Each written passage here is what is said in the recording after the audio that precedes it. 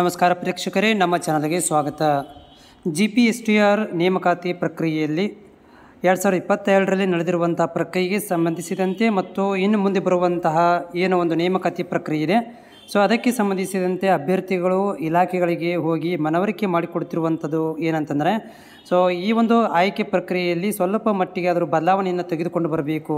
So ಯಾವೆಲ್ಲ ಬದಲಾವಣೆ ತೆಗೆದುಕೊಂಡು ಬರಬೇಕು ಅನ್ನುವುದನ್ನು ಈ ಅಭ್ಯರ್ಥಿಗಳು ಹೋಗಿ ಇಲಾಖೆಗಳಿಗೆ ಒಂದು ಅರ್ಜಿ ಮುಖಾಂತರ ಮತ್ತು ಮೌಖಿಕವಾಗಿ ಮನವರಿಕೆ ಮಾಡಿಕೊಡುವಂಥ ಕೆಲಸವನ್ನು ಮಾಡ್ತಾ ಇದ್ದಾರೆ. ಸೊ ಈ ವಿಡಿಯೋದಲ್ಲಿ ಅದರ ಬಗ್ಗೆ ಮಾಹಿತಿಯನ್ನು ಕೊಡ್ತೇನೆ. ನಮ್ಮ ಚಾನಲ್ಗೆ ನೀವು ಹೊಸಬರಾಗಿದ್ದರೆ ಚಾನಲ್ನ ಸಬ್ಸ್ಕ್ರೈಬ್ ಮಾಡಿಕೊಳ್ಳಿ. ಸೊ ಅಭ್ಯರ್ಥಿಗಳು ಏನಾಗ್ತಿತ್ತು ಅಂದರೆ, ಪ್ರತಿ ವರ್ಷ ಯಾರೆಲ್ಲ ಅಪ್ಲಿಕೇಶನ್ ಹಾಕ್ತಾಯಿದ್ರು ಅವರುಗಳಿಗೆ ಡಿಗ್ರಿ ಮತ್ತು BEdನ ಒಂದು ಮಾರ್ಕ್ಸ್ಗಳನ್ನು ಕನ್ಸಿಡರ್ ಮಾಡ್ತಿದ್ರು. ಡಿಗ್ರಿ, BEd, ಆಮೇಲೆ ಕಾಂಪಿಟೇಟಿವಲ್ಲಿ TET ಇರ್ಬೋದು, CETಯಲ್ಲಿ ಬಂದಿರುವಂಥ ಮಾರ್ಕ್ಸ್ಗಳನ್ನು ಇವು ಮೂರೂ ಕೂಡ ವ್ಯತ್ಯಾಸಗಳನ್ನು ಮಾಡಿಕೊಂಡು ಇವರುಗಳಿಗೆ ಅರ್ಹತಾ ಪಟ್ಟಿಯನ್ನು ಬಿಡುಗಡೆ ಮಾಡ್ತಾಯಿದ್ರು. ಆದರೆ ಸೊ ಅಭ್ಯರ್ಥಿಗಳು ಹೇಳ್ತಿರುವಂಥದ್ದು ಏನು ಅಂತಂದರೆ, ನೀವು ಡಿಗ್ರಿ ಇರ್ಬೋದು ಮತ್ತು BEdನ್ನು ಅದನ್ನು ನೀವು ಮಾನ್ಯತೆಯನ್ನು ಕೊಡೋಕ್ಕೆ ಹೋಗಬೇಡ್ರಿ. ಆ ಒಂದು ಡಿಗ್ರಿ ಮತ್ತು BEdದಲ್ಲಿರುವಂಥ ಒಂದು ಅಂಕಗಳನ್ನು ಪರಿಗಣಿಸಬೇಡಿ. ಏನು ನಾವು ಕಾಂಪಿಟೇಷನ್ ಎಕ್ಸಾಮಲ್ಲಿ ಬರಿತೀವಿ ಅಂದರೆ TETಯಲ್ಲಿರ್ಬೋದು, CETಯಲ್ಲಿ ಎಕ್ಸಾಮಲ್ಲಿ ಏನು ಬರಿತೀವಲ್ಲ ಅವುಗಳನ್ನು ನೀವು ಕನ್ಸಿಡರ್ ಮಾಡಿ ಅನ್ನೋದ್ರ ಬಗ್ಗೆ ಅಭ್ಯರ್ಥಿಗಳು ಇದಕ್ಕೆ ರಿಕ್ವೆಸ್ಟ್ ಮಾಡ್ಕೊತಿರೋದು ಇಲಾಖೆಗಳಿಗೆ. ಏನಾಗ್ತೈತೆ ಅಂದರೆ, ಪ್ರತಿ ವರ್ಷ ಇಲ್ಲಿ ನೋಡ್ಬೋದು, ಸ್ಪರ್ಧಾ ಅಂಕಗಳ ಪಡೆದ ಅಂಕ ಇರ್ಬೋದು, ಆಮೇಲೆ TET, ಆಮೇಲೆ ಪದವಿಯಲ್ಲಿ ಪಡೆದ ಅಂಕ ಮತ್ತು BEdದಲ್ಲಿ ಪಡೆದಿರುವಂಥ ಅಂಕಗಳು ಈ ಮತ್ತು ರೇಷೋ ಒಳಗಡೆ 10, 20, 20, 50 ಈ ರೀತಿಯಾಗಿ ಏನು ಮಾಡ್ತಾಯಿದ್ರು, ಅವರು ಆಯ್ಕೆಯನ್ನು ಪ್ರಕ್ರಿಯೆಯಲ್ಲಿ ಮಾರ್ಕ್ಸ್ಗಳನ್ನು ತೆಗೆದುಕೊಳ್ತಾಯಿದ್ರು. ಆದರೆ ಸೊ ಅಭ್ಯರ್ಥಿಗಳು ರಿಕ್ವೆಸ್ಟ್ ಮಾಡ್ಕೊಂಡ್ರೆ ಇದರಲ್ಲಿ ಬದಲಾವಣೆ ಬರಬೇಕು.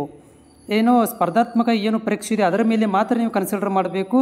ಅಂದರೆ ಏನಾಗುತ್ತೆ ಅಂತಂದರೆ, ಆಮೇಲೆ ಈ ಒಂದು BEd ಇರ್ಬೋದು, ಡಿಗ್ರಿ ಇರ್ಬೋದು, ಇವುಗಳ ಮೇಲೆ ಇರುವಂಥ ಅಂಕಗಳನ್ನು ನೀವು ಪರಿಗಣಿಸಬಾರದು, ಬದಲಾವಣೆಗಳನ್ನು ಮಾಡ್ಕೋಬೇಕು ಅನ್ನೋದ್ರ ಬಗ್ಗೆ ಒಂದು ಕೂಗು ಆಯಿತು, ಒಂದು ಧ್ವನಿ ಆಯಿತು ಕೇಳಿ ಬರ್ತಾಯಿದೆ ಅಭ್ಯರ್ಥಿಗಳಿಂದ.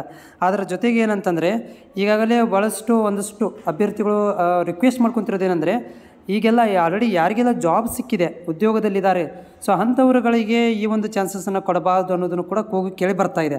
ಆದರೆ ಅದಕ್ಕೆ ಸರ್ಕಾರ ಯಾವುದ ಮಟ್ಟಿಗೆ ಅದರ ಬಗ್ಗೆ ಒಂದು ಯೋಚನೆ ಮಾಡುತ್ತೋ ಗೊತ್ತಿಲ್ಲ. ಯಾಕಂತಂದರೆ ಈಗ ಭಾಳಷ್ಟು ಅಭ್ಯರ್ಥಿಗಳು ಏನು ಮಾಡ್ತಾರೆ ಅಂತಂದರೆ, ಆಲ್ರೆಡಿ ಜಾಬಲ್ಲಿ ಇರ್ತಾರೆ, ಅವ್ರಿಗೆ ಪ್ಲೇಸ್ ಬದಲಾವಣೆ ಮಾಡುವ ಸಲುವಾಗಿ ಏನು ಮಾಡ್ತಾರೆ ಅಂದರೆ ಮತ್ತೆ ಎಕ್ಸಾಮನ್ನು ಬರೀತಾರೆ. ಹೀಗಾಗಿ ಸೊ ಈಗ ರೆಗ್ಯುಲರ್ ಇರುವಂತಹ ಅಂದರೆ ಜಾಬ್ಲೆಸ್ ಇರುವಂಥ ಅಭ್ಯರ್ಥಿಗಳಿಗೆ ಈ ಒಂದು ಕಡಿತವಾಗುತ್ತೆ, ಹೊಡೆತ ಬೀಳ್ತಾ ಇದೆ ಅಂಥವು ಕೂಡ ಒಂದು ಕೇಳಿ ಬಂದಿರೋದು.